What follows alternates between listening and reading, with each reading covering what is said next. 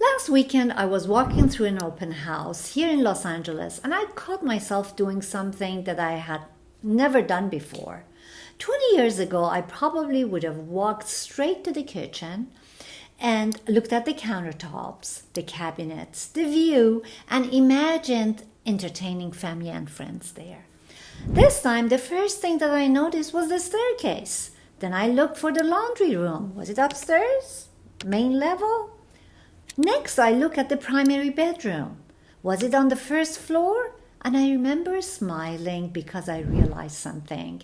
The houses don't change, but we do.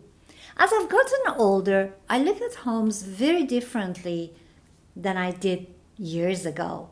If you're around my age, I have a feeling you've caught yourself doing exactly the same thing.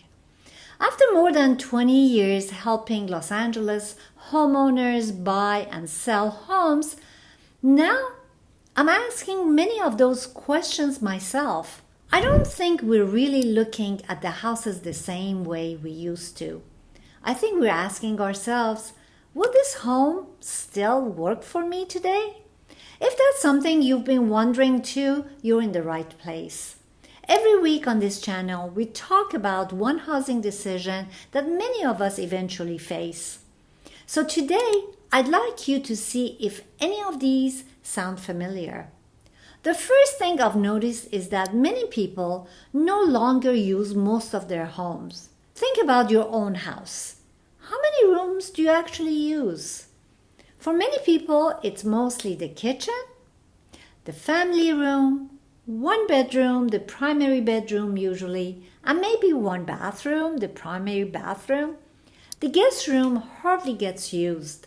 The formal dining room, of course, it only comes alive a few times a year.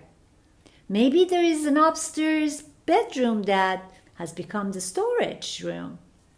There's nothing wrong with that, really, but it does make me ask one question. Is this house still supporting my life today, the way I live today? Or am I spending time and money taking care of a space that I no longer need? Here's something else that I've seen.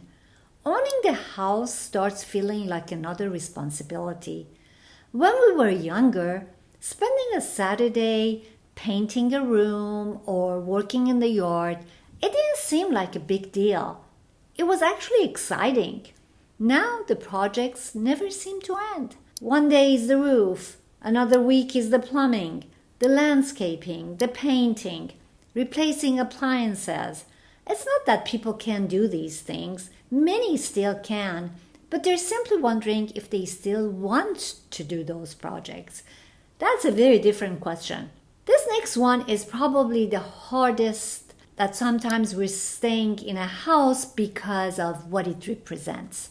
Our children grew up there. We celebrated birthdays there. Holidays dinner happened there. Every room reminds of a different chapter of our lives.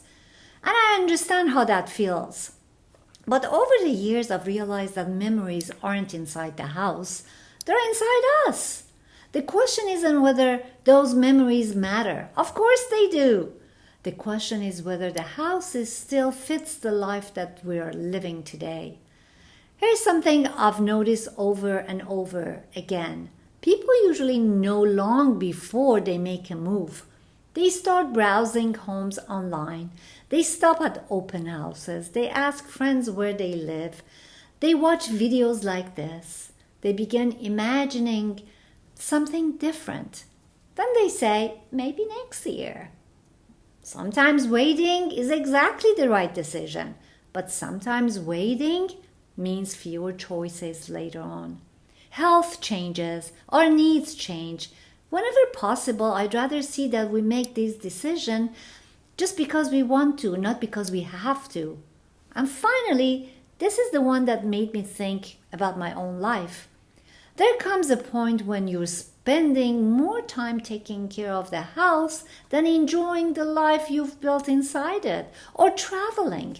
Instead of planning weekends around the things you enjoy, you're planning them around another repair project, another chore. That's when I think it's worth asking yourself one simple question. Is my house supporting my life? Or is my life supporting my home? Now, if you recognize yourself in one or two things that we just discussed, I'm not suggesting that you should sell your house, not at all. Sometimes staying exactly where you are is the best decision that you can make. My hope is to simply you start looking at the home in a different way, not through the eyes of the person that you were 30 years ago, but through the eyes of the person that you are today. Because I've learned something about the houses. They stop fitting because our lives change. And the sooner we recognize that, the more choices we usually have. If this conversation gave you something to think about, I would love you to join me every Wednesday on Next Chapter LA. Each week, we'll talk through another housing decision that many Los Angeles homeowners eventually face. And I would love to hear from you. When you walk into a house today, what's the first thing you notice that you probably wouldn't have noticed 20 years ago? Your comments matter to me. Thank you for watching. Hope to see you next. And just remember, when it's time to simplify, I'm here for you.